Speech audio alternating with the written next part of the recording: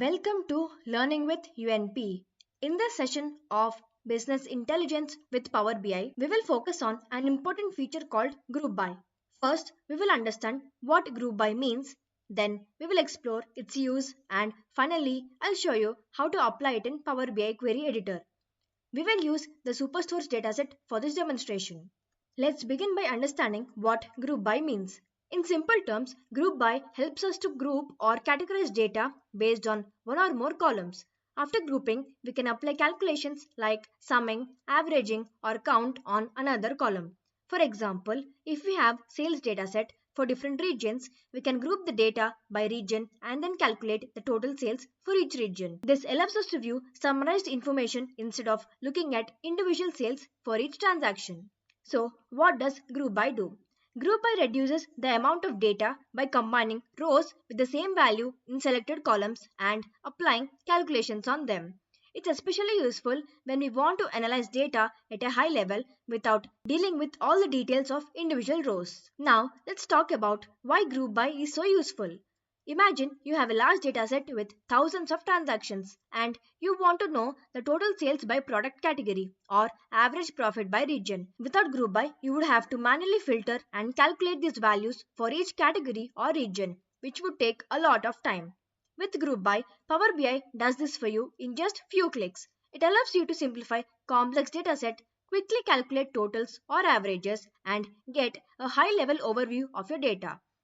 This is important for making data-driven decisions without getting lost in too many details. Now that we understand what Group By is and why it's useful, let's see how to apply it in Power BI Query Editor. In the Power BI Query Editor, we will import the Superstores dataset. Click on New Source, choose Excel Workbook, browse for Superstores dataset, click on Open. Select Superstore data. The data is loaded here. We will start with a basic example where we group the category column and calculate total sales. To do this, go to Transform tab. You will see an option called Group By. Click on it. A pop-up window will appear. In this window, we will choose which column to group by and what type of calculation to apply. In the Group By window, select Category as the column to group by. We will name it as Total Sales.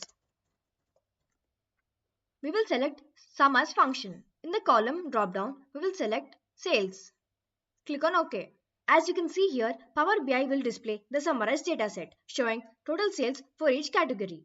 Next, let's do a more detailed group by where we will group by both category and subcategory and again sum the sales.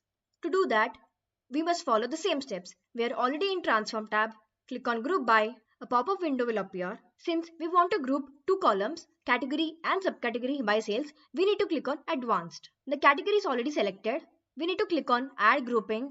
Select the column subcategory. Let's name the column again as Total Sales. The operation that we'll select is Sum. The column by which we want to group is Sales. Click on OK. As you can see here, Power BI is showing a detailed breakdown of sales grouped by both category and subcategory. Lastly, let's perform a group by where we group by both category and subcategory, but this time we'll calculate sales and profit. Click on Group By. As we are dealing with two columns, click on Advanced. Category is already chosen.